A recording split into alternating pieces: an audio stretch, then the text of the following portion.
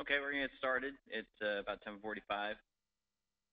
So just to get things kicked off, I just want to thank everybody that's here now and also online. This is a pretty big deal, so we're excited to get it going. So yesterday I kind of laid out the problem, but I just wanted to reset it for the people that are online so they can get familiar with it as well. So basically, I'm going to review the problem selection and then also go over the provided information. And then also, go over the participating software providers again. So it was just an interesting project noted by the members of our participating committees. It's located in the Mid-Atlantic region of the United States, and it just had a non-traditional slope stabilization method that was used. And a lot of our committee members just thought that something else could have worked there, or a lot of different things could have worked there. Just based on the geology, the groundwater conditions, and just the geometry of the whole situation. So we wanted to get software providers involved and see what they thought a solution could be, and just lay out some parameters and have them involved here. So the information that we gave them was obviously the coordinates of the subsurface geometry, the phreatic surface, and just laid out that it's an unstable condition. So here's the general outline of the soil parameters that were for all the different layers. It's just a mixed bag of a lot of different stuff in there. Some embankment fill, some colluvial layers, silts and clays, sands and gravels, till, just about everything you can find. And there's a surcharge loading at the top of the embankment. Just a regular traffic loading surcharge of like a 2-lane road.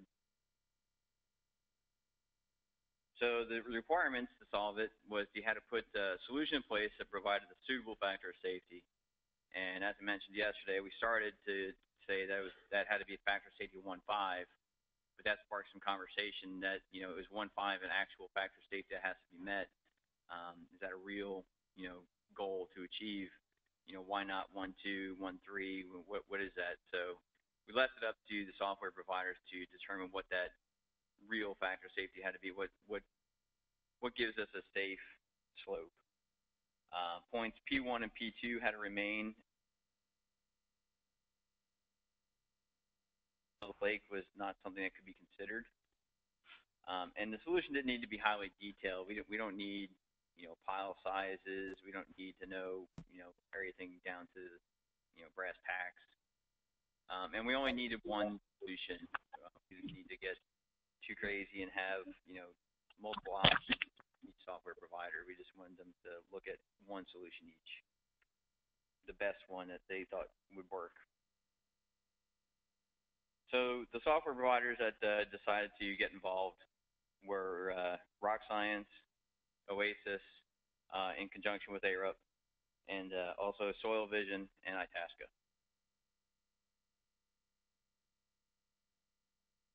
So the solutions that were provided, there were some similarities between them, but they also had a bunch of variety of approaches. Some interesting features were highlighted by each of them, and if you didn't get the handouts, they're out there on the table in the foyer there. I know we're going to make those available online for the webinar people after this is over, so I hope you can pick that up. But I know that we're going to go through some slides here by each panelist this from the software providers, and they can go through their solutions here momentarily. I just really appreciate them getting involved, and it's great. One thing that we're going to do here, we don't want to interrupt them individually. So if you have any questions, whether you're online, you can put it into the chat box, and we'll get those to the panelists. Or if you're here live, please coordinate with Helen or Vern here in the middle of the room. They'll write them down, and I can sort through them, and I will ask them so we can get those to each software provider as we go through here. So on to the solutions. So first, we're going to go with, I got a picture up here of all our providers so the people online can see who we have involved. First, we're going to go with the Rock Science team. We have here Samer Jacob, who's Vice President of Business Development, and also Jeff Lamb, who's the geotechnical engineer and sales rep for them. So I will turn it over to those guys.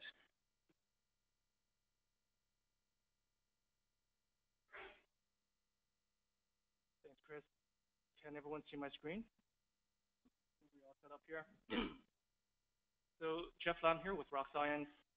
First, I want to just thank the DFI committee for organizing this very unique event. Definitely to Chris and Mary Ellen for coordinating all of us to get this session happening. I'm really looking forward to be able to show everyone how different geotechnical tools can be used to solve a typical problem. So what I'll do here is I'll show you the outline for our analysis approach. We took the problem and we looked at it with SLIDE, which is our 2D limit equilibrium program. So within SLIDE, we explored a variety of different slope stabilization approaches. One of the approaches we used involved the use of piles. So we used the program RSPile to help us do a couple lateral and axial pile analysis. So after coming out with a few solutions, we then took that model and then we exported it into our other more advanced tools, such as RS2, which is a program for 2D finite element analysis. We also exported our model to SLIDE3, which is a 3D limit equilibrium analysis program. Then we even took it a step further and we looked at it in 3D finite element.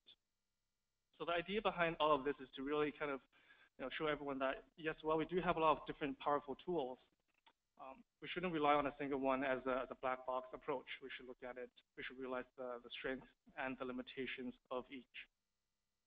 So we'll start off with the limit equilibrium case. And it is really the most common slope stability analysis method that we have the most experience with. The rest of the 3 points here apply to the 3D case as well. So it is very quick, 2D and 3D, it is very fast.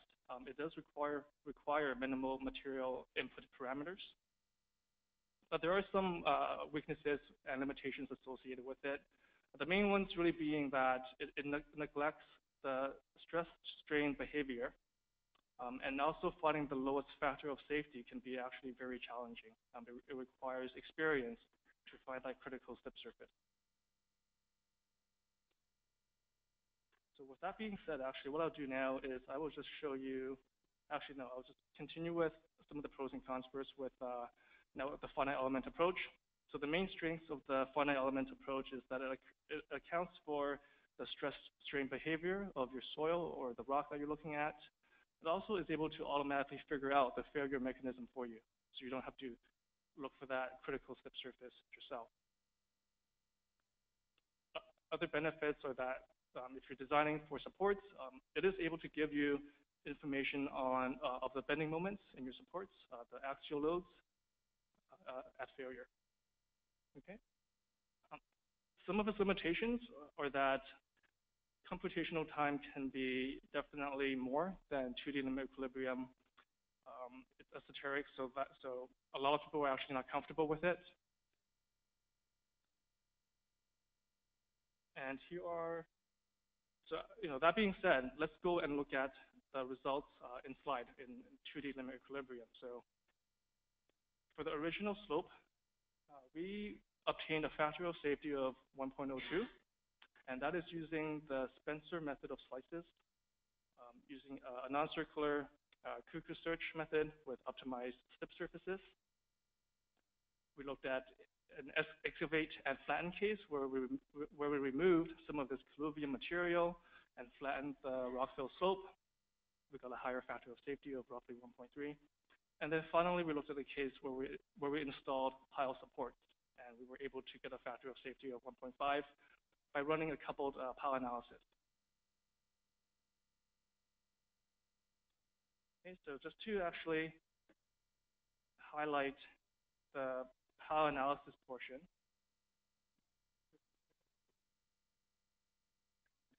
It's okay on here. So this is the result. This is the original result that we got in slide. This is without any supports, with a factor of safety of 1.02. And to decide where to put those supports, we decided to show only the slip surfaces that are lower than 1. I think here it is. Actually, we're showing all of the slip surfaces that are under 1.5. So this tells us where we can install our supports to have an effect. We've looked at a variety of support options, piles mid-slope, piles at the toe. We've looked at also the flattening case, like I mentioned earlier. So where we remove some material, thereby lowering the water table in the long term. But the final design was installing vertical piles along the face of the slope, and if you can see here where we can show the slip surface, so that's the part where RS pile comes in. You can actually do a fully coupled analysis where it's really more accurate and there's a more complete analysis. So I'm just going to go back into the slides here and now continue into the 2D fun element. So just a quick intro, a quick background on the shear strength reduction method. It is where we're reducing the linear Mohr Coulomb envelope by a factor. So this factor we call F is actually equivalent to the factor of safety. Same idea. We're just reducing the strength until the numerical model doesn't converge anymore. For the pile, we model using a structural element. So there's two different ways to do it within RS2. As we know, the soil structure interaction is complicated in a continuum stress strain analysis, like finite element, and requires more information. So one way we can model is by using a solid element and a beam element, have them be fully attached, which is a simpler way of doing it.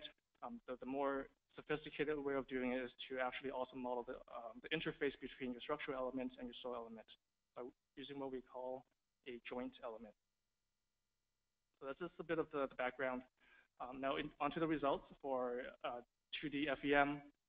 So we took the slide 2D model and imported it into the finite element analysis. And we got a factor of safety of just under 1, which is comparable to our result in 2D limit equilibrium. For the excavate and flatten case, same thing. The results are very comparable. And for the pile supported case, we're seeing the same story here. So one of the benefits of using finite element analysis, which actually was very interesting here in this case, is so we're looking at the original slope alignment configuration right now. It's telling us that it has a critical strength reduction factor of 0.95. And when I step up to 0.96, we're seeing this critical slip surface develop at this layer. But actually, because of the power of the deformation engine, as you move along throughout the failure, you can actually see that even though the failure begins here, it actually develops further down here at a deeper location. So this is information you can get that you otherwise wouldn't be able to. Okay, so I'm just going to go back here and now move along. So for slide 3, so we actually now took the problem into a third dimension using the limit equilibrium approach. So now instead of using slices, we're using columns. Same idea behind the search engine, and comparing our 3D results to 2D is actually very comparable. In this case, it's really on a case-by-case basis. But in this case, we're seeing that the results are quite close together. Okay. And then we took it to 3D finite element. So just to show you the results in 3D. So this is the original slope in 3D. And what I've done here is I have just shown the slip surfaces that are below 1.5. And then after installing our support, we're seeing that the factor of safety is up closer to 1.6, and all the circles here are green in a safe range.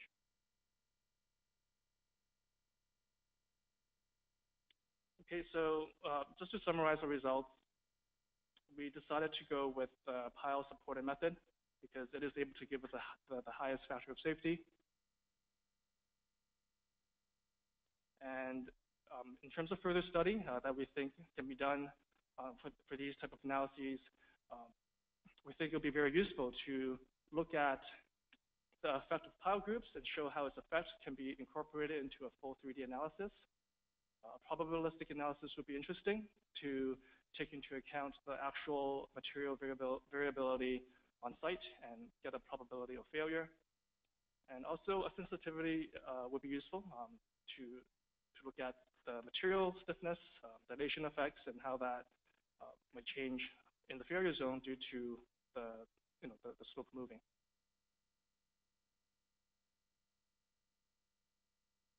So that's all we have. If you have any questions, feel free to email me.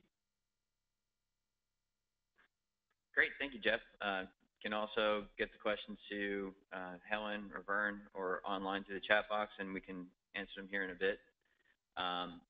So now we'll move on to Oasis, and presenting that will be Onur Kaçar with Arup.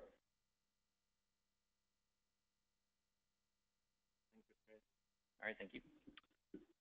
Hello, this is Onur Kaçar with Oasis Arup. Oasis is a subsidiary to Arup, and Oasis basically develops software in different areas, including geotechnical engineering. First of all, I'd like to thank everyone in the room and also everyone online listening to the webinar.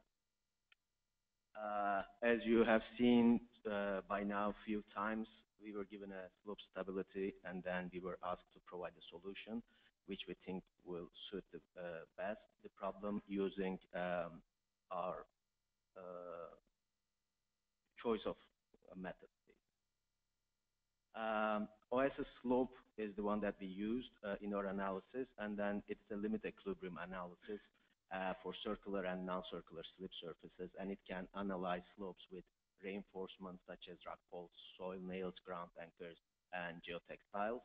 It has different options that you can choose, such as Bishop's method, where you can choose what type of inclined interslide forces you want to actually use, or Yambus method, where you the same, you can choose different inclined or horizontal interslide forces. At this point, I think it will be better if I just go to the slope input and output that we have used. Using the gateway panel and the wizards, you can actually create the general geometry using either just coordinates, or you can use AutoCAD file just to import the geometry if you have a complex geometry. And then we are just going to define the material properties. It can be drained, undrained, and the material strength can be increased with depth. And then we have options for water profile. And now it's not responding, but it has. So where you can actually define different type of phreatic levels, or you can actually come up with RU values that you want to establish. And in this one, we have used for the unreinforced, for the original case, we used Bishop's method with variable interslide forces. I'm trying to show the graphical input here, and I have already run it, so I'm just going to show what we are getting without any reinforcement. And as you can see, you basically have a control over the grid search. You can extend the grid, and then you can manually do that. And by looking where actually the minimum factor of safety shows, you can extend your grid, but also you can dictate the program to choose that for you and then extend the grid in that direction. And you can choose different type of circular slip surfaces, whether you want to have define it in terms of radius or a tangent point. And the unreinforced slope stability analysis give us factor of safety of 1.03. And we have considered different alternatives for the reinforcement options, but we think that the best solution, I mean, in our view, was one of the best solutions, I should say, was to use ground anchors. And here in the second one, we are showing the ground anchors. We used 10 layers of ground anchors in 3 different sets, and the horizontal and vertical spacings are 8 to 10 feet. And in all of them, the ground bond length, we kept at 30 feet, and all analysis, basically design was based on FHWA guidelines for ground anchors. And we didn't want to have the bond length more than 30 feet. We kept it for all anchors for 30 feet, but they have different free lengths. And depending on the soil or the layer they are penetrating, we chose different bond strengths between 3.3 kips per feet and 6.6 kips per feet. And this gave us a result of 1.51. So again, this grid is showing, actually searching around the grid that is showing as well, if you choose to do so. So it gives the minimum factor of safety. At this point, I'll just jump back to the presentation. And as an output, you can get, of course, the graphical output, and but also you can get the tabular output that you can, or an engineer can actually inspect and see where the critical slip surfaces are, and each slip circle's radius, slip weight, factor of safety, you know, the regular disturbing and restoring moment, which actually at the beginning we used to come up with an initial idea of how much reinforcement we are going to need, how much additional restoring moment we need. And also it gives information about the worst case, and it gives more detailed information for that. And the ground anchors that we had used was, the bars were 1 1/4 inch diameter, ASTM steel bars, and then we assumed 6 inch of rod diameter, as I said, and the factor of safety was increased to 1.51. I should say that the solution can be enhanced as already specified.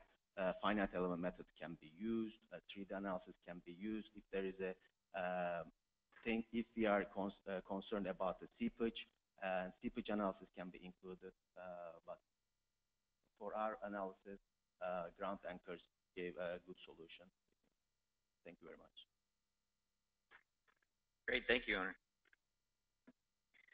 Okay, so we've seen a couple different solutions here already.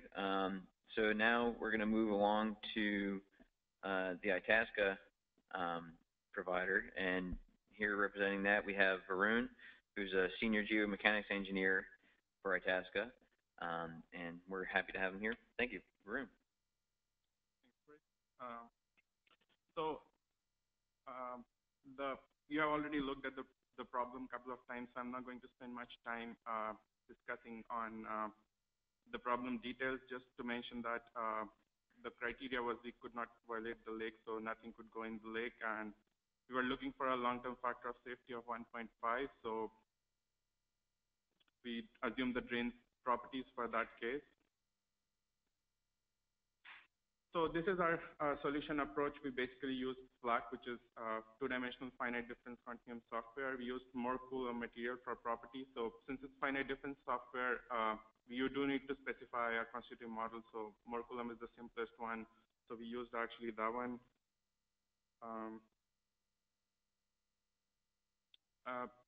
We account for effective stresses and port pressures. So the port pressures were correctly accounted for.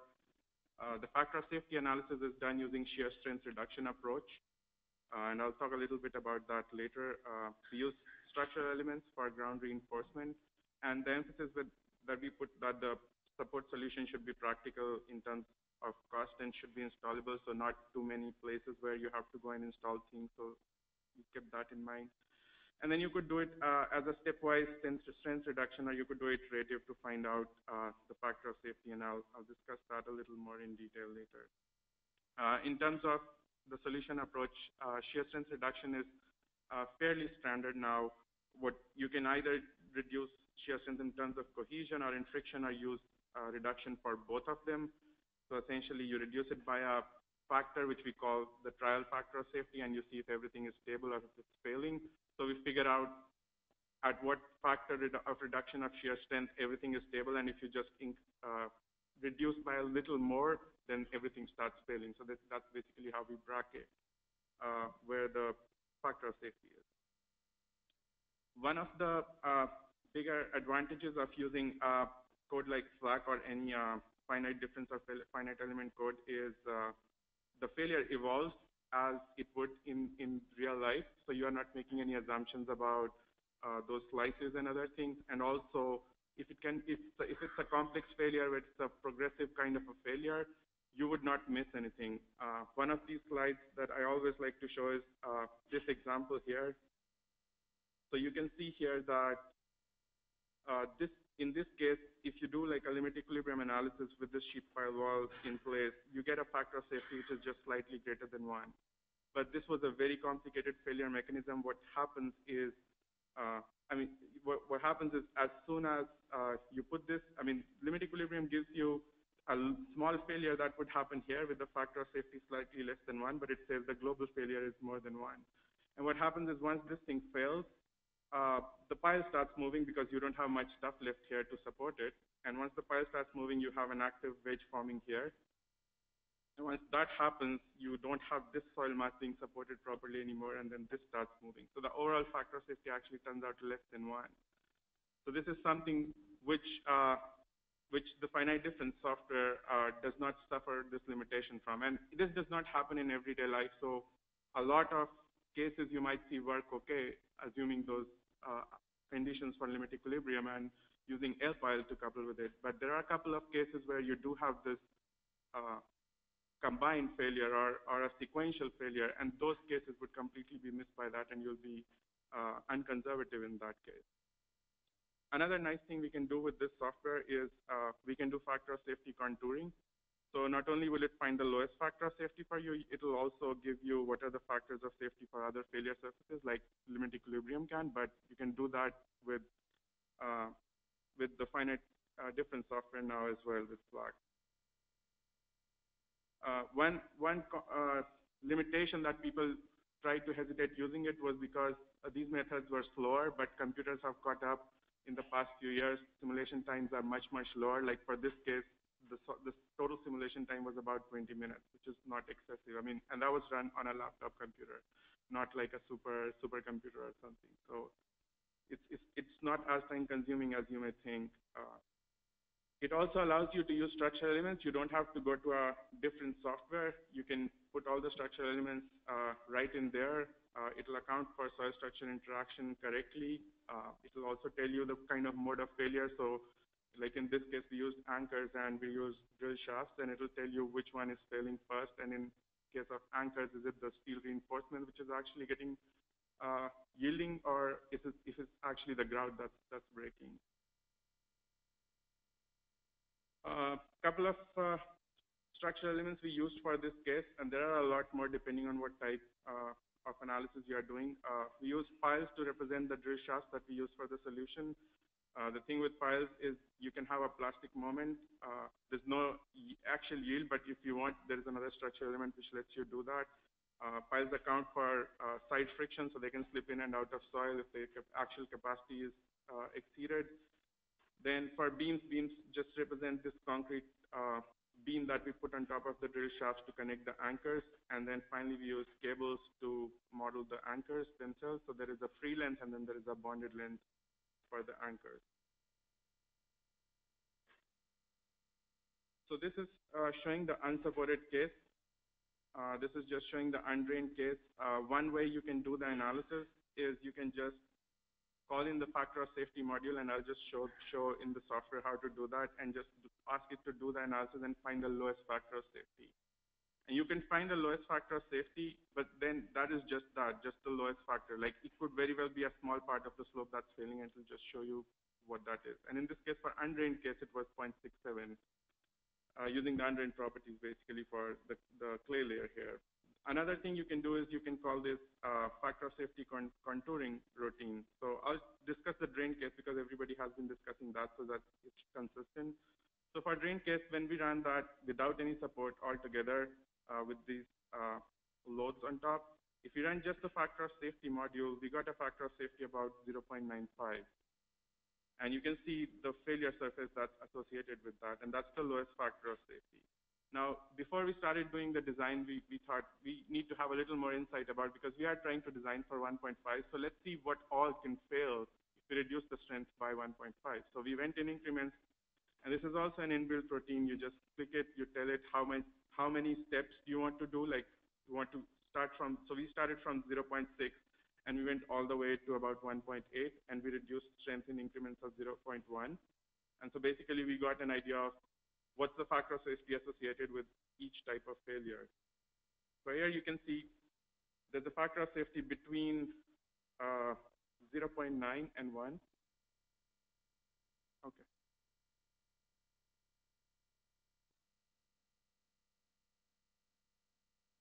So here you can see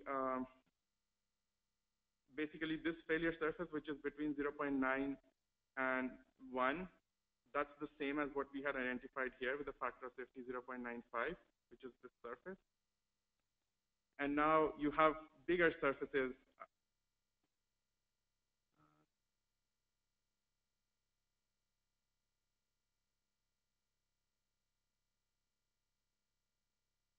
That's whatever the state of might do. Let me go back a bit.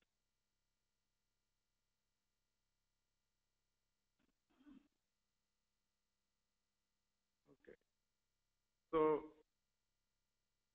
So these are basically the failure surfaces associated with higher factors of safety. So you can see for 1.5, you have a factor of safety running all the way down here, which is much deeper. So we started using that to start designing. I'm going to switch back because somehow the slides don't turn otherwise in the webinar. So now the solution that we developed basically has drill shafts here with a beam at the top and then tied back with an anchor. And then another drill shaft here at the center and tied back with an anchor here. And then four rows of soil nails here. Now, the reason we went with this design, I'll just show how it evolved. So we first started trying to control that big failure that takes everything into the lake. So we put 2 rows of drill shafts here with an anchor, and we ran the factor of safety contouring again. And you can see that factor of safety is more than 1 now, and it controlled that big failure, but you still have a failure surface here, which has a factor of safety between 1 and 1.1, and then a slightly bigger mass moving when you go up to 1.5. So we put in, at the middle of the slope, mid-height, we put in another drill shaft with an anchor, and now you can see that factor of safety went up. It's between 1 and 1.2 now, so this small soil mass is moving. And once that moves, it causes this mass to move as well, which has a factor of safety between 1.3 and 1.4. So now the next thing is to stabilize this part. So we went in and we put a couple of 4 rows of soil nails here.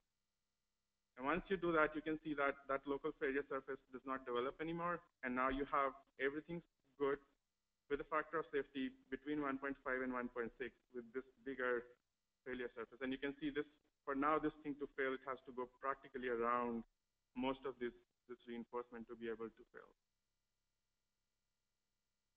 We can check, like typically people like to check a couple of different software. We can actually do most of those checks within the software. So one is you use the automated routine. Other things you can do is you can monitor average displacements of the entire embankment. And here I'm showing those 3 cases. When we just put the drill shafts at the toe, I mean, you see these displacements as you reduce the strength, and they are off the chart. I mean, they are like 70 feet up, just unacceptable. And then you put in the second drill shaft, and you see they have come down. And when you put in the third one, with just the soil nails, you can see that practically not much movement. And this is just a zoomed in view on the right. You can see that up to 1.5, the maximum, or the average displacement you're getting is about 2.8 feet, which is kind of on the verge, given that this is like 100 feet or so embankment. but as soon as it goes down further, the strength by a factor of 1.6, you see the displacements just shoot up. So you are sure that that's like right where the factor of safety is that we are getting. So I'm not going to go through the details of this thing. I'm just going to summarize. So basically, one of the other things we can do is you can optimize this thing. You could change the length. You could change the number of strands in the anchors. It's very easy to specify in the software, and based on that, you can optimize the design. And you can check at the site also if you're getting those strengths that you're putting into the software to make sure that the design works.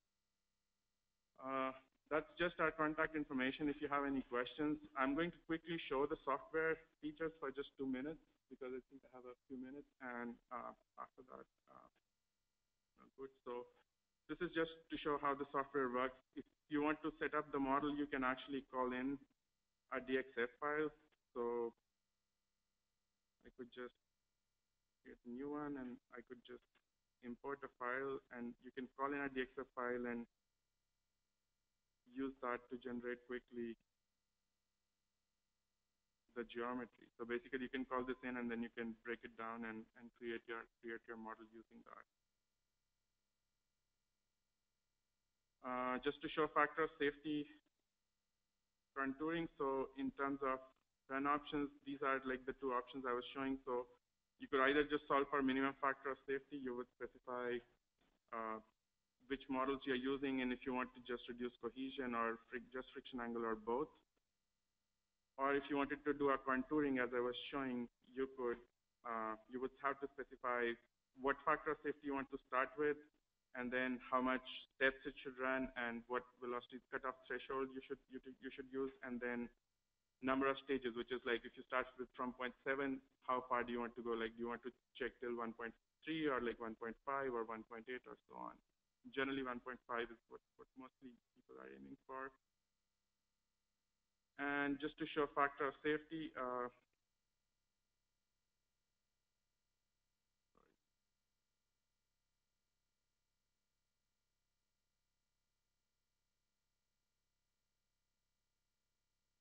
so this just shows you that factor of safety with all the structural elements in place. You can see this is the failure surface. We ran the case for everything else, so you can see for other cases also. So like this one, just with the shaft, you can see factor of safety is between 1 and 1.1, but nothing is extending further into the lake. Everything is behind the shaft. That's pretty much everything I have. More details are in the presentation that you can access later. And we have a 3D version of the code as well, Flag 3D. We just didn't use it for this purpose because the problem was plane strain, so we didn't want to complicate things unnecessarily. Yeah, thank you. All right, thank you, Varun. Okay, we've had our first question. There was a question if we want to know if the presentations will be available for download, and they will be, and along with the written solutions after the conference. You can go to the DFI website and we can get them from there. So we'll move along to the last presentation, and this is from Murray Fredlin. He's the president and CEO from Soil Vision Systems. So we'll have him do his presentation, and then we can open up for discussion and questions to see what we can talk about here. So I'll turn it over to Murray. Thanks, Chris.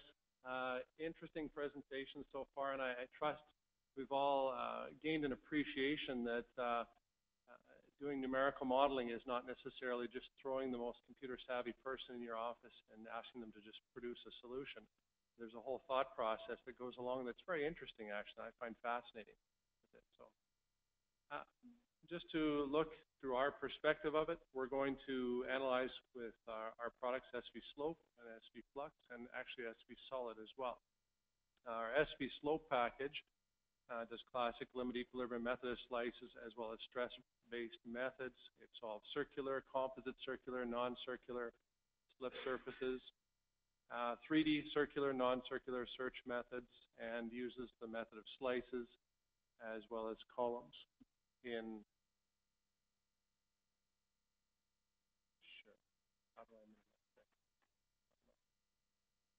one. Perfect. Good. As well as program uses slices in 2D, columns in 3D, solves all the main established methods, Bishops, U.S. Army Corps of Engineers, Spencer, GLE, Morgenstern, Price, Call-Hallway, all in 2D and 3D.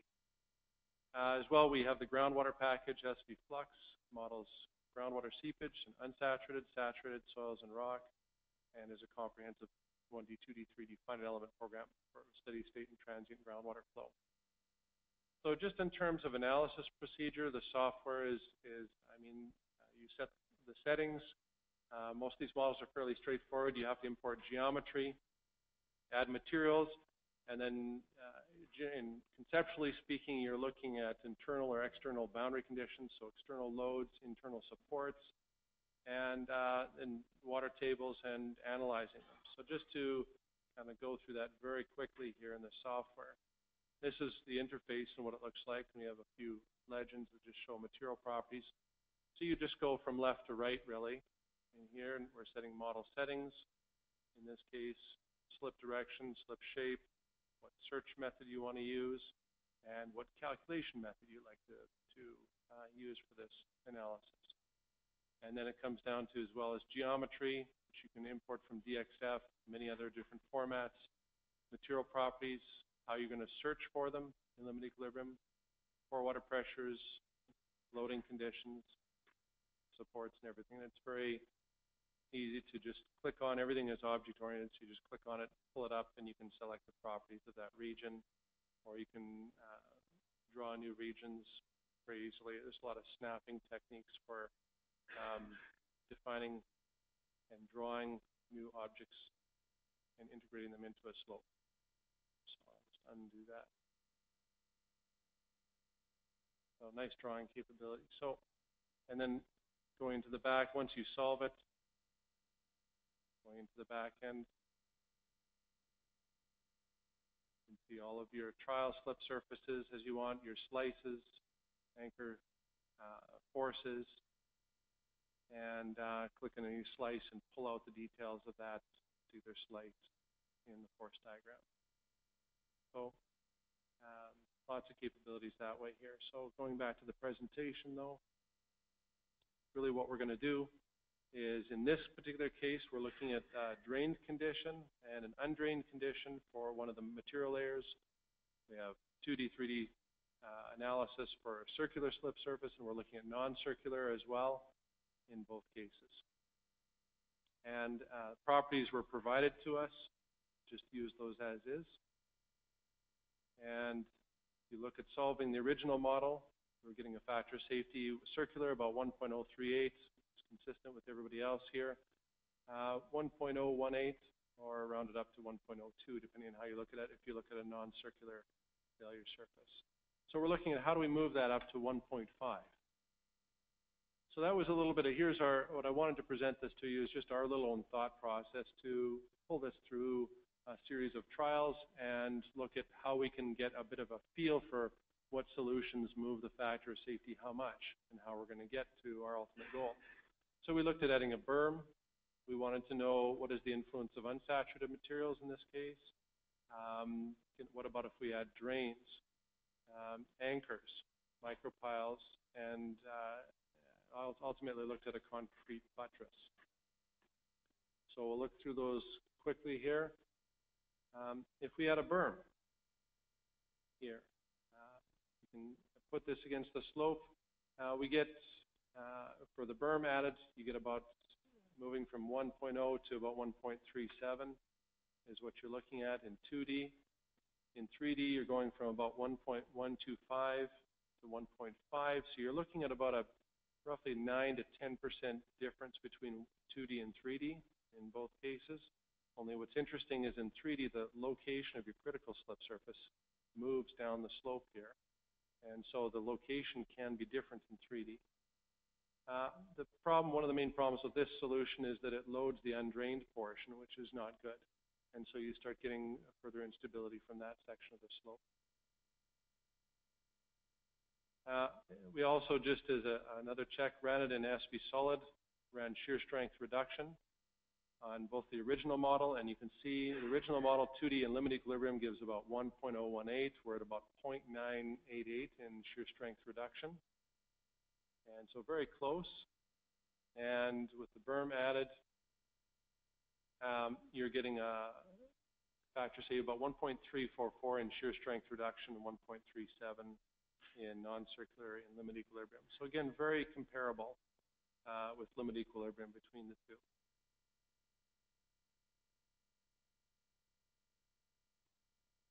So if we look at the case where there's unsaturated materials involved, just for our own interest, we looked at that and ran it. We basically put in a phi B unsaturated model, assumed that the strength contribution of unsaturated soil mechanics is about half of your friction angle, and fairly simplistic model.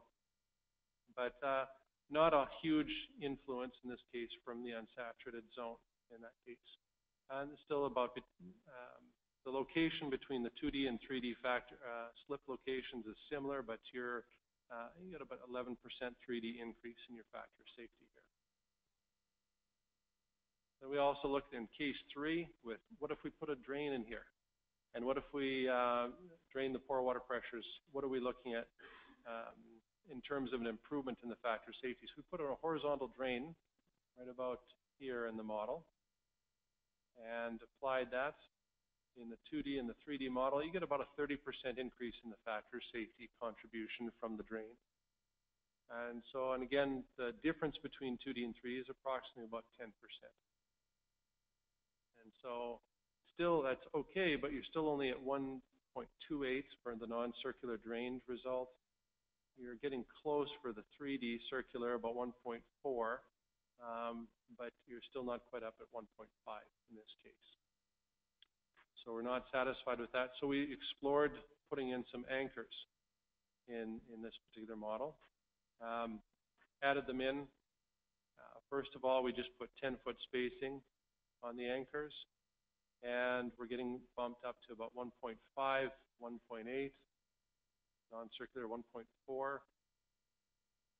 And we noticed that the slip, once we what Varun was talking about, if you put in anchors in certain cases, then the potential location of the slip might change. And it moved down, so then we put in piles to strengthen this portion of the slope rather. And so that's why we added in micropiles into the slope with 10-foot anchors. And we're able to get factors of safety up to 1.7, 1.9. However, if anything, this solution struck me as just a little expensive. And so what we did is we took the 2D model, and there's a feature where you can just pull it out and it remembers the spacing of the anchors, and it rebuilds the model for you in 3D and in the software. And that's what we did here, is just pulled it out in 3D. And then we're able to kind of experiment with the 3D factor of safety, how that changes with the anchors, and looking how that everything is influenced. And we were able to take then from 1.9 factor safety, back it off to a little more of comfortable level, 1.6, or a little more efficient level, I should say, either by reducing the strength requirements of the anchors or spacing them at 20 feet. And we were able to do that in both cases. So what was interesting about this case that we noted is that there was an 18% or greater difference between 2D and 3D. In other words, the difference between 2D and 3D and the influence changed quite a bit. We were able to adjust the anchor spacing in 3D, and we could put in irregular patterns in the third dimension. We can also back analyze what anchors are required here. So just to walk you through the models, what that looks like here in 3D. Here's the 3D results. And you can kind of see this is just taking the model, pulling it off in 3D, and it's duplicating the anchors. We've exploded the factor, or the critical slip surface out of the slope. The colorings on this are representative of what material you're cutting through at the base. So you can, what's interesting about the 3D analysis is you get a very much a 3D pattern of what materials are resisting movement in the software. So, which is kind of nice. And you can pull this off, and you can look at it in in 2D. Here's the slice. If you click on any of these slices, it'll tell you the properties of every slice. You can drill down to the software to literally every single element if you want. You can look in either direction. You can put in plan view, and I can click on one of these little boxes, which is a column, and it tells me all the material properties on that particular slice, or that particular column. So you can also, if you want to take this and do something a little more interesting, you can plot on here what is the actual resistance to movement across the slip. So then you're starting to see where you're getting resistance and plotting that resistance across your 3D failure maps. So just some of the visualization capabilities that you can do with the software there. So if we go back to the presentation here,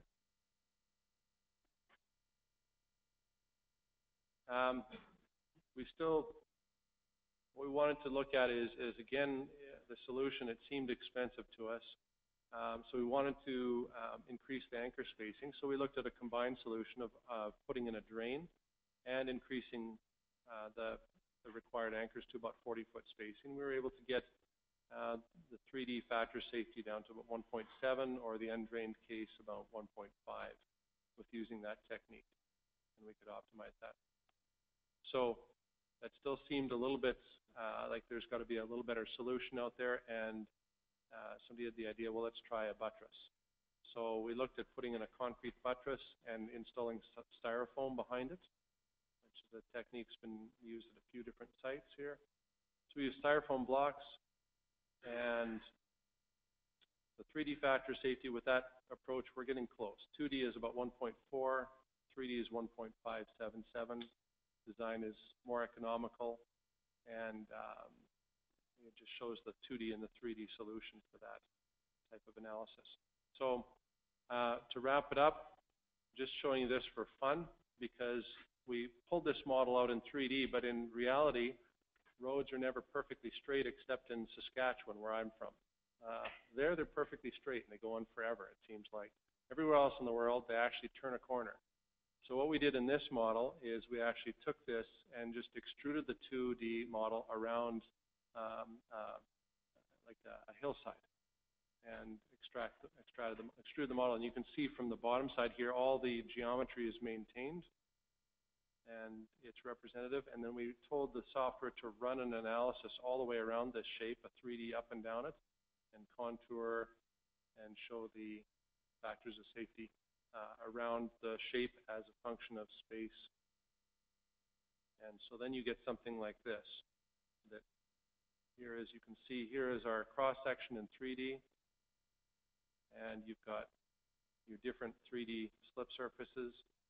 And here's the critical one it picked with showing the cut through the different materials. And I've exploded it again out of the slope just for visualization purposes. And you can kind of see where this could be taken in the future. So, finishing this up, the analysis advantages, and that you can do a 2D, 3D analysis can be performed in limit equilibrium, shear strength reduction, with incorporating 2D, 3D seepage analysis. You can consider influence of anchors, micropiles. You can couple in seepage, transient, steady states. You can consider unsaturated material properties. Anchor supports, grouted tiebacks, micropiles, geomembranes, rock piles, and other objects can be considered. Quick to set up limit equilibrium. That's some of the nice thing of this model is the reason historically limit equilibrium has been used is it's just fast and quick and simple, and that still holds for 3D and 2D as well. Material properties are simple, non-extruded, 3D non-extruded geometries can be quickly handled with our SU Designer package. And items that would be interesting to study further is really the influence of 3D drainage conditions or configurations, the effects of groups of piles together or different patterns, cost analysis of different solutions we didn't really get into, potential influence of non-ellipsoidal 3D slip surfaces, and further investigation of geostrata variation in the third dimension. And so that concludes our presentation. If you have further questions, I'd love to get an email and answer any further questions. Thank you for your time. Great. Thank you very much, Murray. And thank you again to our panel. So at this point, before I open up to panel discussion, I'm going to go through a couple questions that came in through the webinar online. So first up to the panel is, can the slope stability software take into account effects of climate change, such as variations in degree of saturation, seepage flow within the soil, impact of rainfall intensity in the soil properties, and corresponding infiltration?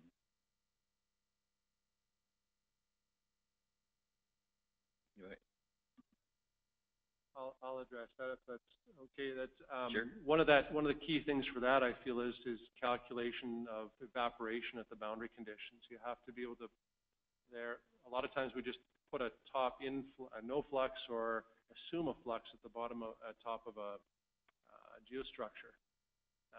Part of dealing with climate is being able to handle precipitation, pulling in weather station data, net radiation, wind speed, net relative humidity, all of those things, and reducing that to an actual evaporation from the ground surface, and then applying that to your seepage model so that you can model the effects of the groundwater change over time and then plug those into a relative limit equilibrium or shear strength reduction package. Thank you, Murray. Does anybody else want to add to that, or are we? Okay. One other question that came in from online is, sorry, can low-level earthquake or blast loading be incorporated into the slope analyses? Sure, Varun. Yep, so this is Varun from Itasca. Yep, you can definitely do blast loading or even earthquake loading in this. Like I can talk for FLAC. You can basically switch, once you have the static mode analysis done, you can switch to a dynamic mode. It's just a click of a button. And then you can specify, let's say if you're doing a dynamic analysis, you can specify an earthquake input in terms of acceleration or velocity, and then you can basically just solve for that. The important thing to consider when you're doing like a seismic loading is you have to account for the dynamic properties of soils, which are a step above just the static properties, because when you shake soil, I mean, there is a reduction in the shear modulus as a function of shear strain, so you have to account for that modulus reduction as a function of strain. You also have to be careful about using appropriate damping. Now, generally, when you are accounting for shear modulus reduction, you would have hysteretic damping, so that's another thing you have to input. So you need those properties in order to be able to do those analyses. But yeah, you can definitely do that. Okay, Sam, would you like to add? Yeah, just to add on dynamic slope stability, it's not a straightforward numerical problem. So we have to be very careful on what is the factor of safety means in dynamic. I'm just stepping back to address the problem more clearly. The problem with it will be more serviceability of the factor, not a number of convergence. So we have to be careful, even when you use the tool, as everybody's mentioned, what are you after of the factor of safety, and how do you define the factor of safety? For static, we are comfortable of the term factor of safety. When it comes to the dynamic problem with the dynamic material problems and materials, so you are looking for what is the serviceability factor and what is that number to correspond to the factor of safety. Thank you. Oh, okay. Also, owner. Thank you. And I think it's important to, as everybody presented, it's important to notice that there will be a lot of difference whether you are doing limit equilibrium analysis or you are finite element or finite difference. The seismic analysis will be very different. It will be a pseudostatic analysis if you are doing limit equilibrium, and you won't need additional soil parameters other than your pseudostatic factor. But if you are doing a finite element or different analysis, as Varun pointed out, you are going to need modulus reduction curves, damping, and then you might even need to check the deflection, the level of deflection, because this GOG max curves or damping curves might not be representing in that strain range what you are calculating, as slope stability usually is associated with larger strain than the working stress range. Great. Oh, and I guess I could speak a bit on just the limit equilibrium side as well. dynamic or seismic analysis. With slide, not only can you run a pseudostatic analysis, but you can actually also run a Newmark seismic analysis. So if you have time history data, you can run that and get a displacement movement on your slope. Thank you, Jeff. Okay, I'd like to open it to the audience here. If anybody has any questions, please ask that you use the microphone so our friends online can hear the questions. Yes, please. Is there any like coupling effect in, for example, like pore pressure buildup and deformation, and there is a coupling between soil structure and fluid? So how can you model this one in, for example, this type of numerical problem?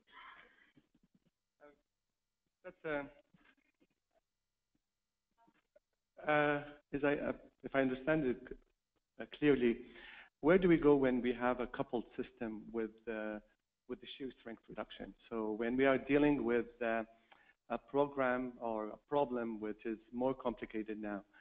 So definitely the programs that you will see, if we talk about shear strength reduction, the method applies for regardless if it is a coupled biotheory or uncoupled drain and drain.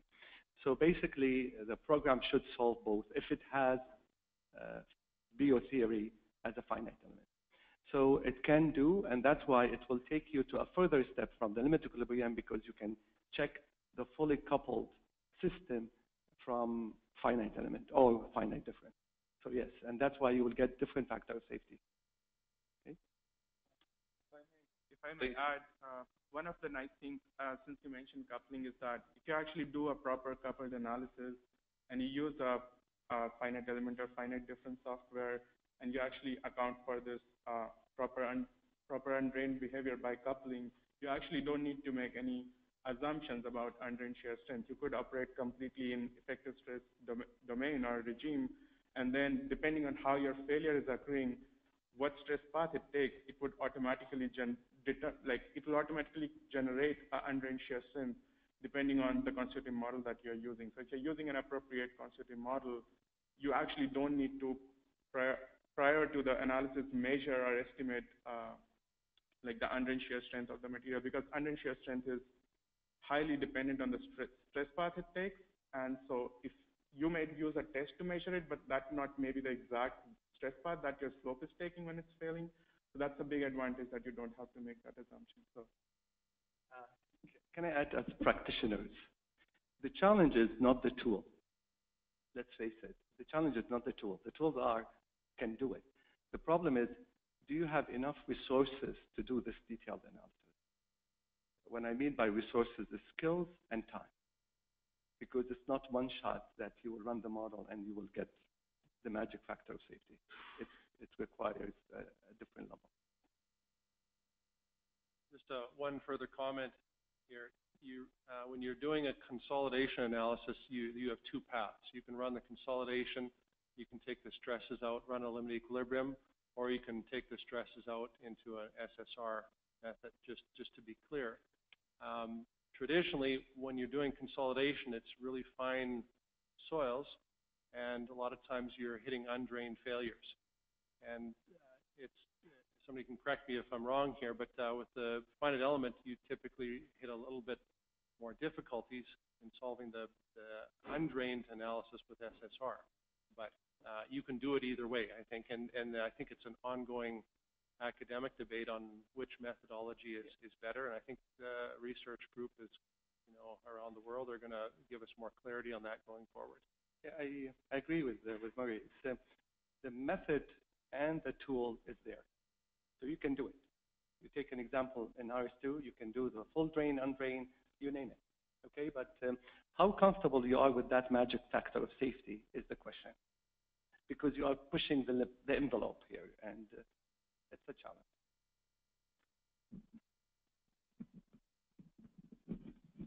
I'll share my opinion, as I always do. There's the skill set being able to do the analysis, but there's the input data, right? I mean, this is all very eloquent stuff, and we use the tools, we must use the tools, but it's only as good as the input data, right? Three-dimensional analysis is wonderful.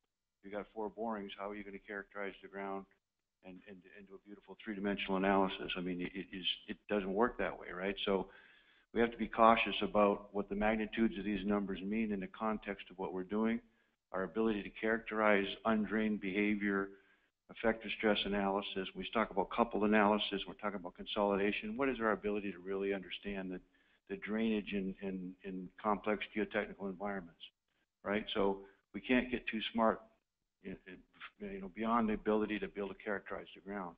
You can't get good quality lab data. It doesn't happen anymore, right? So everything you're using very crude geotechnical information, and so you can't take that and put it in a very eloquent solution and expect to get accurate results. It doesn't work that way. It takes judgment. I can comment to that actually, if that's all right here. When you're going to 3D analysis, you're actually including three more things. You're including the geostrata, which you mentioned may not be defined, which is fair. You might only have 4 boreholes, but you're including topology, which with drones you can get quite easily. And you're also flipping your slip shape, and you're changing how you consider that in the case of slope stability. So yes, I would agree, you want to have data to drive it, but you can actually just pull things to a 3D analysis. We've seen our clients do that, where they just pull it out in 3D, and they're able to either effectively compute the influence of topography or your slip shape on the analysis, even though they don't have enough information. So you can get partway there, and you can start getting a little better information towards, does it make a difference? Do I care? Or do I even need to go there? And you can start answering those questions. But so I guess I'm largely in agreement. I'm just saying we can move partway there. The part that we do know, we can actually move forward on.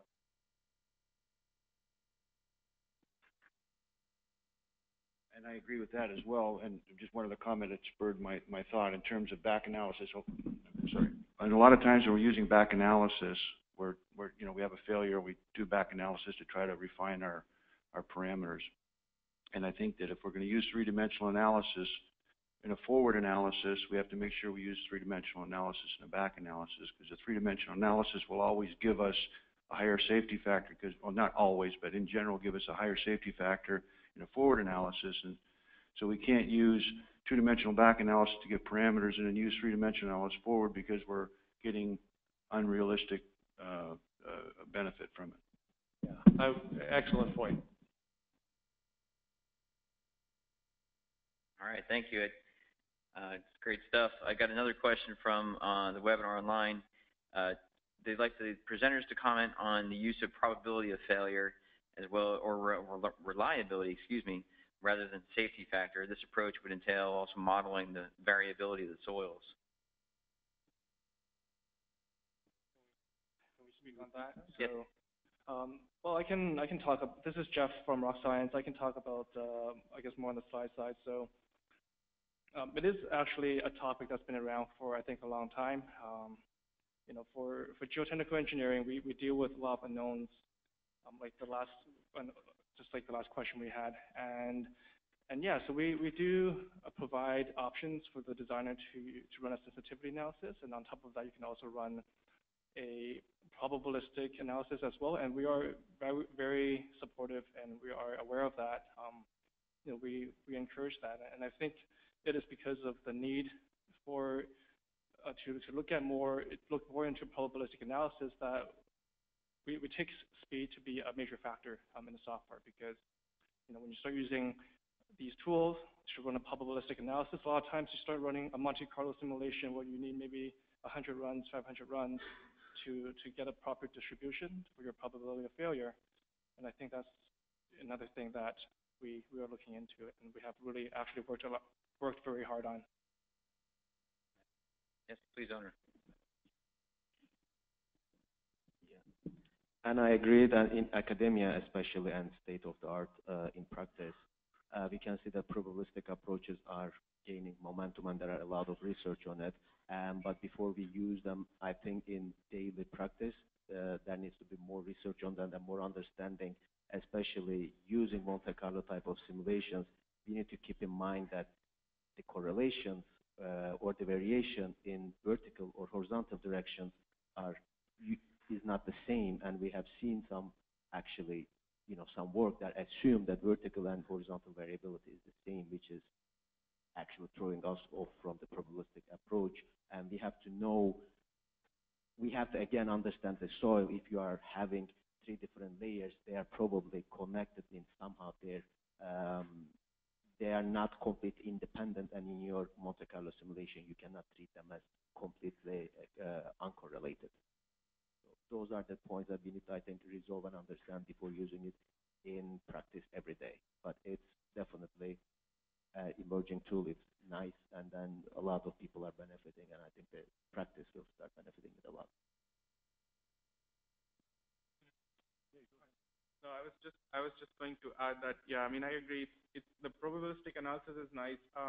Again, but the main thing comes down to how much good input you have to actually characterize those input distributions. Like, if you only have 4 boreholes, there's only so much we can say about that. So one thing you do need is some more data, and then you can compensate for the rest by actually running these scenarios where you do a bunch of analysis, Monte Carlo type analysis, to come up with the distributions. But one key factor that we missed before that is sensitivity analysis. This is the first step. I mean, before we even go and do Monte Carlo, it's more important that you do bracket the range that you know those properties are in, and you do proper sensitivity analysis, because that's the first step. I mean, you need more data and more assumptions to actually justify the result that's coming out of a probabilistic analysis. So that's just one thing to be careful about.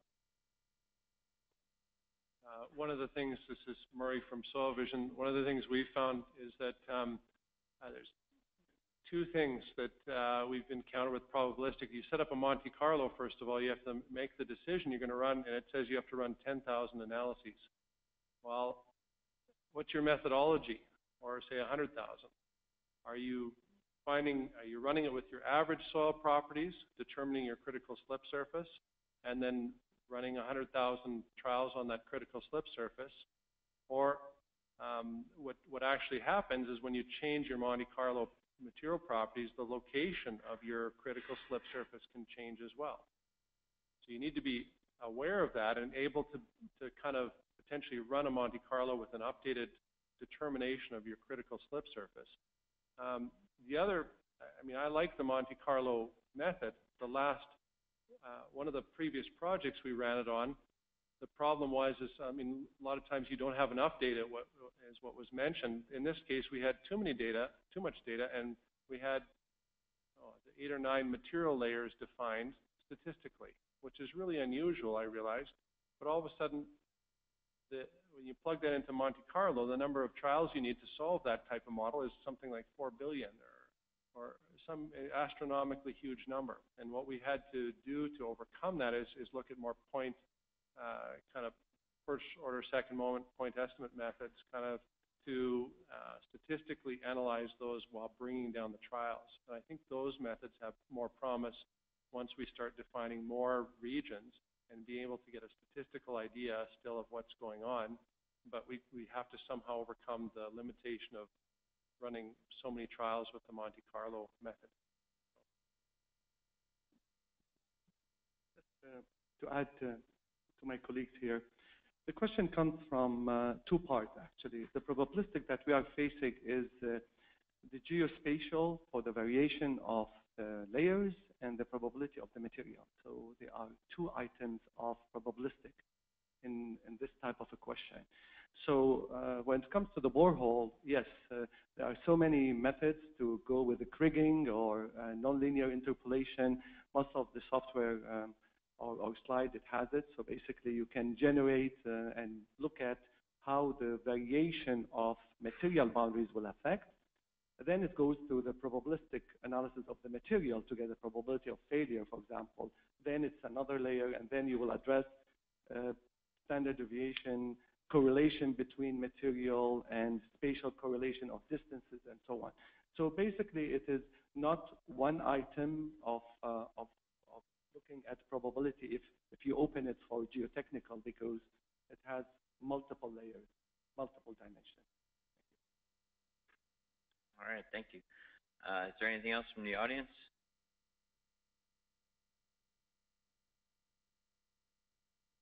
seems we have another one coming in from online here.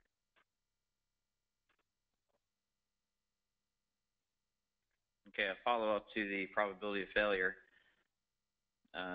They appreciate your comments so far, but the context is for large projects with extensive exploration to evaluate risk. That was the comment. Spatially, or I would say most of these tools, they have it, use it. If you have the data, why not? Yeah, and I think you have to differentiate, is that spatial risk, are we talking risk mapping over large areas, or are we talking a lot of, a small site with a lot of material properties measured? We would, I think, need clarity on that before we address the question.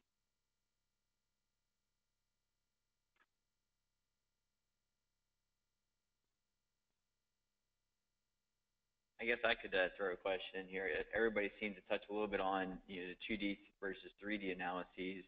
I was wondering if you could comment a little bit further on the benefits of looking at problems in 2D, 3D analysis.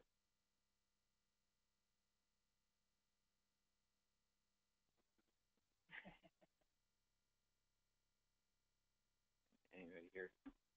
Go ahead, Varun.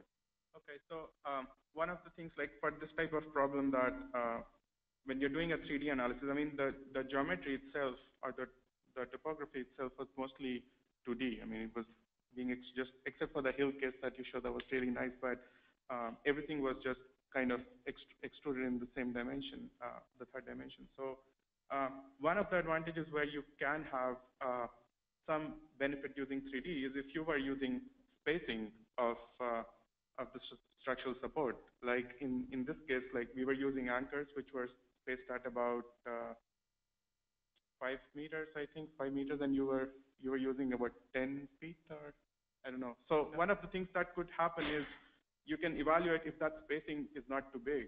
You can have, trying to optimize the solution, you can run into a case where you have too large a spacing, and then you can have soil failure occurring between that spacing.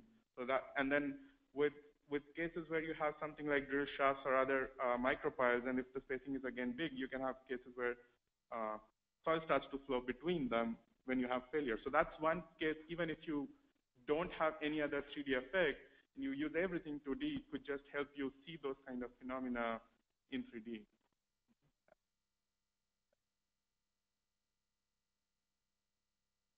Great, thanks.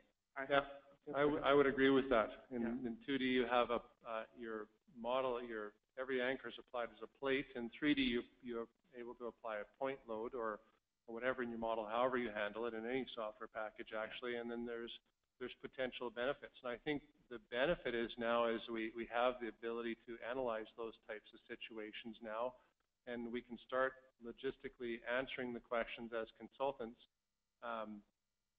Do I need to go there? And it's not, I don't feel it's a simple answer. I think we're looking at 10 years of starting to get to know, because we get people approaching us all the time, well, what's the difference between 2D and 3D? Like it's one number that if I reveal it, then they know it. And then they don't need to run a 3D analysis. But we found it's anywhere between 10 and up to 60, 70%. But it varies on what the problem is. Is it an anchor problem? Is it a topography variation problem? And what are the material constitutive models, and do they affect it? So every consultant, in my mind, has to start educating themselves, running 2D and 3D, and becoming familiar with what is the true 3D factor of safety, and am I comfortable with it? And what is it in my class of problems that I'm trying to solve on a daily basis? And start to see, is there benefits that I can pass on to my client that way? So. If I can just add one more thing. One other case where, as you mentioned, 3D is important is in this problem, what's the extent of your support in the third direction? Like that increase in factor of safety, as whether it's going up or higher by 9% or 20%, depends on what's the length in the third direction that you're actually putting support in. If your slope size is like, slope height is about 100 feet, and you're going like, let's say doing this over 500 feet maybe.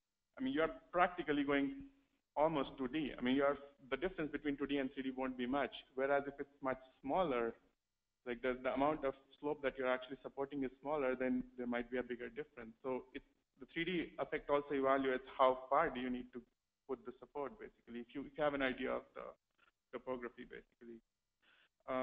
Another thing is, with topography, you can also evaluate, especially 3D becomes important if you have features like a nose kind of thing, or like the road going around the hilltop, where this would make much of a difference. One other thing to go for 2D versus 3D is we had a challenge from the tool is that 3D is always more complex and more time demanding. But the 3D limit equilibrium, it's not, you don't pay much of penalty to go from 2D limit equilibrium to the 3D from running time. So you're talking about you can finish a 3D LAM maybe less than 10 minutes most of the time if you know what you're doing. So basically, you are not worried of keeping your program to run overnight to achieve something. So it's a matter of just the resources. Yes, it can give, as Murray was saying, a range between equal to 2D, even it could be less than 2D, to a higher of 60%. Which one is recommended? I don't think there is a number here. It's just case by case. Great, thank you. Is there any questions from the audience?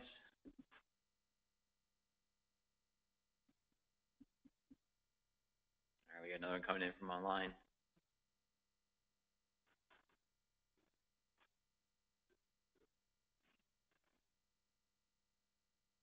Yeah, as Vernon indicated, this will generate some conversation. Is a factor of safety of 1.5 typical or unrealistic for a remediated slope? Tamer has a good idea. He'd like to hear some comments from the audience on this one.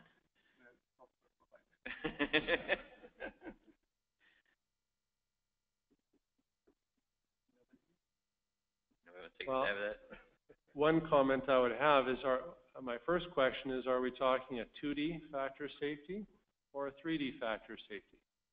Because those your 3D is closer to reality, and when we use a 2D factor safety, what we're doing is we're actually designing for a 2D and running a 2D analysis, and then we're adding on an extra unknown factor safety, which is the difference between 2D and 3D. And we don't know what it is, but we're comfortable because we know it helps us. So I know regulatory-wise, that is a 2D factor of safety, but I think in the context of 2D, 3D, you have to consider, is that warranted? Because it makes a difference whether you evaluate that factor safety in light of a 2D analysis or a 3D analysis.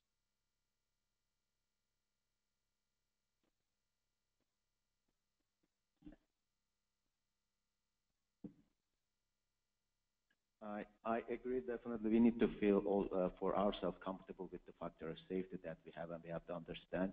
But in practice, I think it also is very important that with agency we are working with and what type of structure or what type of geotechnical application we have. If you are working for a project for FHWA and then it's a bridge and then you need to have 1.5, or if you are doing with a DOT, they might have 1.3 for the side slopes of an embankment, but for a cut slope, they might require 1.5.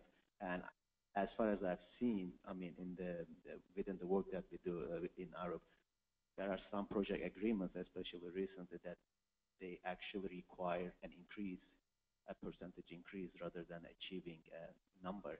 It has benefits, but also I think it has some pitfalls for it. If you have two different slip surfaces, one of them giving lower factor of safety, let's say 1.1, and if you are required to increase it by 30%, you are going to increase that one, but what about the other slip surface that is maybe more deep-seated and it has 1.25 or 1.3? Are you going to increase that one too? So those are the things, contractual things, that we need to consider as well, and then we need to make sure beforehand what exactly we are providing and how we are feeling comfortable, and it goes with the clients, owners, agencies, consultants, and the contractors.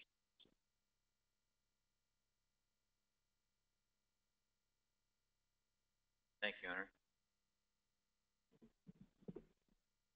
Another question from online. From a practitioner's point of view, the 2D limit equilibrium method is still the everyday design tool currently.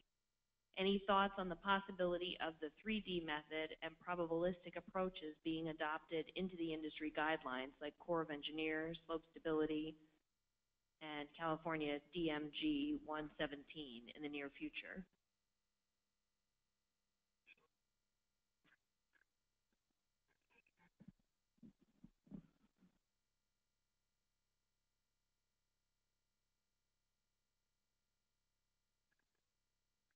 The quick answer is yes from the panel.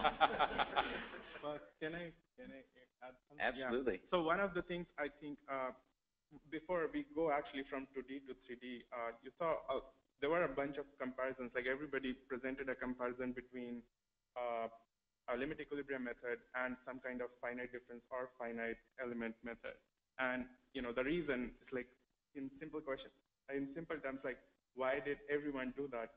Is still, do we believe that finite element or finite difference methods are better than limit equilibrium?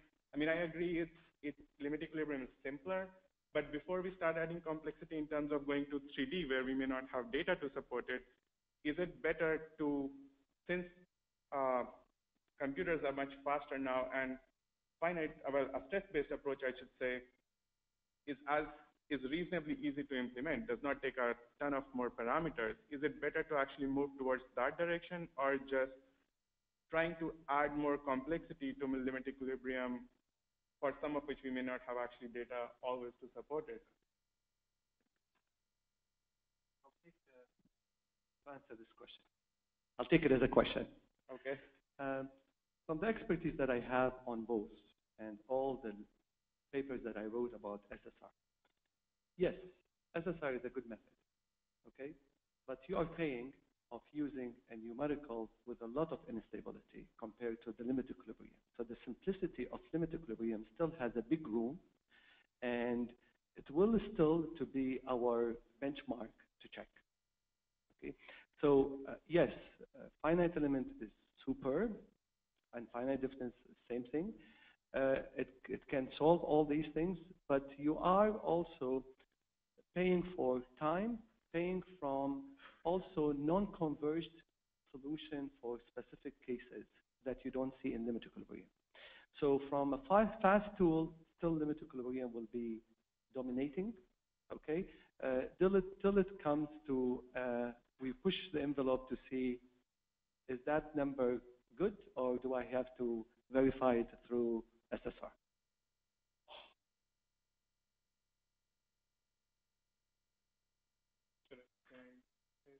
Yeah, I mean, I agree with you. I mean, that's the reason why limit equilibrium has been so much prevalent. But we do. I mean, what I'm trying to say is that, I mean, convergence issues is something of a limitation of a particular technique. Like finite difference does not have. You don't have to spend a ton of time because things don't converge. If things fail in a certain number of steps, it just shows that it's failing. So I agree. I mean, it does take more time, but as computers become faster and faster, at one point you are talking about like 5 minutes versus 20 minutes. Let me give an example. Yesterday's presentation was excellent of that case of the TN rail in Vancouver, BC. Why I'm bringing that as an example, you are pushing the envelope of limit equilibrium to go through a progressive failure for the material itself. So this type, you are looking for sophisticated constitutive material model to capture the behavior, the real behavior. So to go that far, yes, it is, in my opinion, a must to go through the shear strength reduction approach. So that's what I'm saying is there is which vehicle you're taking, to what extent. That's why I believe in tools that we provide. Great. I think I'm going to have to end it there. We're out of time. But this is exactly what we were looking forward to accomplish with this. It's good discussion, great dialogue. For those that are online, be aware that we're going to continue this and try to do this again in the near future. So keep a lookout for that. I want to thank Helen, Mary Ellen, Vern for helping to coordinate the questions coming in from online. Thank our panelists. You did a great job. Give them a round of applause.